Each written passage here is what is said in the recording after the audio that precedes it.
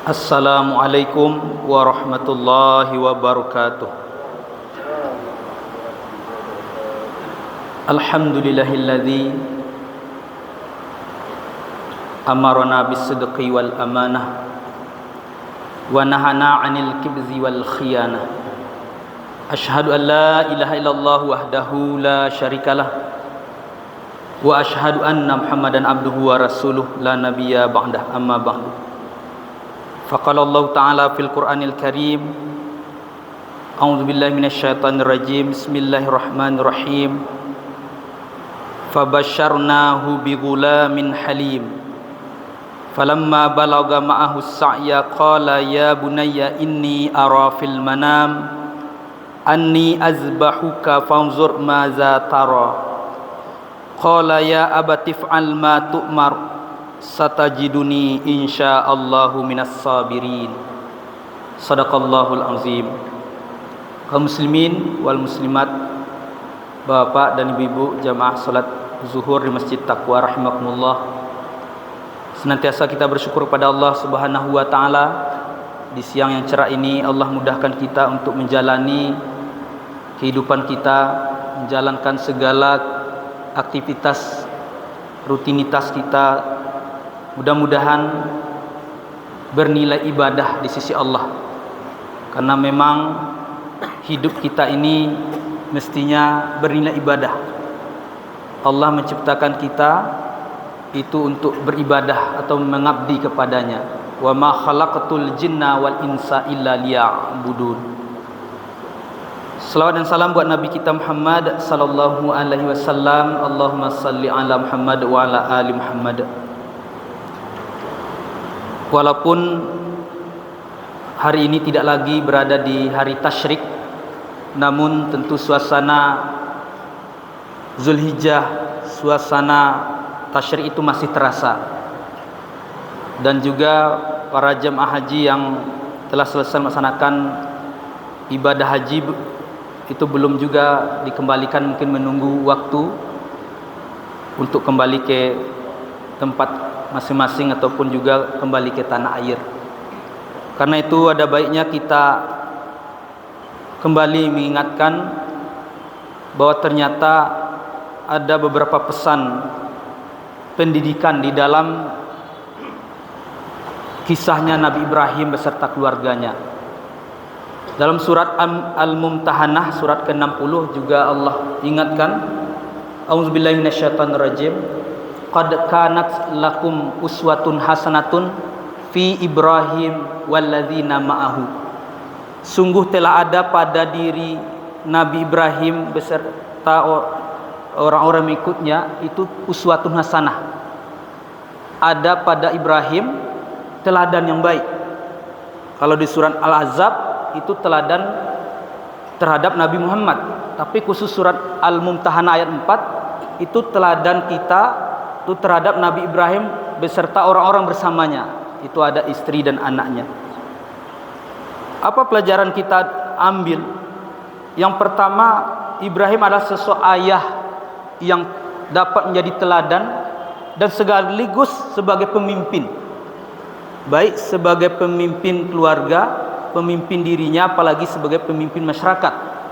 Nah, di ayat dan juga dalam kisah, Ibrahim memposisikan dirinya adalah sosok ayah sebagai pemimpin yang luar biasa bijaksananya. Ini bisa kita lihat di dalam surat As-Saffat, surat yang ke-37, itu ayat yang ke-102. Itu jelas sekali, falamma balagha ma'ahu sa'ya qala ya bunayya inni ara fil manam. Maka ketika anaknya itu sampai pada umur balik, lalu Ibrahim berkata, wahai anakku, sesungguhnya aku bermimpi bahwa aku akan menyembelihmu. Jadi mimpi Ibrahim itu adalah mimpi yang pasti, mimpi sebagai wahyu yang harus dilakukan. Lalu di mana bijaksana Ibrahim? Ini jelas wahyu Allah, ini jelas datang daripada Allah, tapi dengan bijaksananya dia tanyakan kepada anaknya yang akan disembelih tadi. Jadi dia tidak langsung karena ini perintah Allah maka langsung disembelih Ismail, tidak.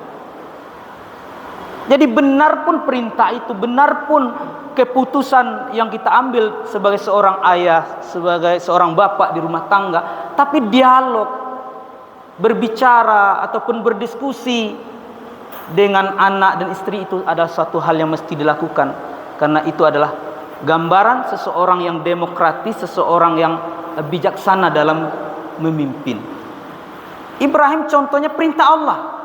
Apalagi kita memimpin keluarga kita hari ini mungkin tidak menerima wahyu langsung, tapi mungkin ada ego kita masing-masing menurut ayah yang benar, menurut ibu yang benar. Tapi seorang pemimpin bijaksana, contoh Ibrahim, seorang ayah yang luar biasa bijaksananya dalam memimpin keluarga.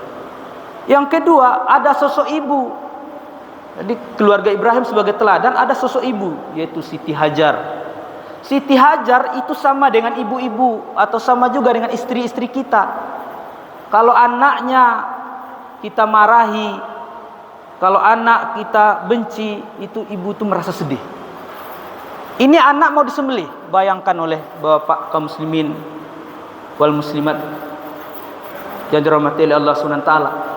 Seorang anak yang sulit dilahirkan, dalam kisah dijelaskan bahwa Ibrahim itu di usia senja memiliki anak. Seringkali berdoa, Rabbi habli minas sholihin, ya Allah berilah aku anak yang soleh. Lalu di usia senjanya diberi oleh Allah anak yang soleh. Turun perintah kepada Ibrahim. Istrinya bagaimana? Sama dengan ibu-ibu. Dia punya naluri cinta dan sayangnya luar biasa kepada anaknya. Tetapi luar biasanya Siti Hajar tersebut, kalau itu perintah Allah, dia tidak menghalangi apa yang dilakukan oleh suaminya. Jadi ibu-ibu hari ini mestinya juga begitu. Ketika suami sudah menempuh jalan yang benar, mencari harta yang halal, maka dukungan istri sangat menentukan perjalanan suami. Betapa banyak orang hari ini yang berbuat jahat karena dukungan istri. Betapa banyak para suami yang kuat, yang luar biasa, tapi karena ada dukungan suami yang juga istri yang luar biasa di rumah tangganya. Bayangkan, seandainya Siti Hajar menghalangi perintah Allah, mungkin tidak jadi dilakukan. Tapi istri yang solehah tersebut mendukung, kalau ini memang perintah Allah, dia mendukung apa yang diputuskan oleh suaminya. Lalu yang ketiga, ada sosok anak. Itulah keluarga hari ini, ada ayah, ibu dan anak. Anak Ismail seorang anak yang soleh, yang kesolehannya itu karena usaha ayahnya dan ibunya. Ada doa yang senantiasa dilantunkannya, Rabbi habli minas sholihin. Ada usaha yang lain, sehingga di situ yang ada doa ayah kepada anak. Sedangkan orang tua hari ini yang banyak menuntut anak mendoakannya. Apalagi orang takziah itu minta doa anak yang soleh. Salah satu amalan tidak putus itu doa anak yang soleh. Doa anak yang soleh akan dibacakan setiap 5 waktu apabila orang tuanya mengajarkan, mendidik anaknya jadi soleh. Jadi tidak langsung lahir anak soleh itu, tidak langsung jadi. Tidak semua anak kita bisa soleh kalau kita tidak mewujudkannya. Maka mewujudkan anak yang soleh itu juga mesti dilakukan dalam kehidupan berkeluarga, disekolahkan dengan sekolah yang baik, kemudian tidak mampu kita sendiri mendidiknya di pesantren dan sebagainya. Maka Ismail merupakan anak yang soleh, yang luar biasa mendukung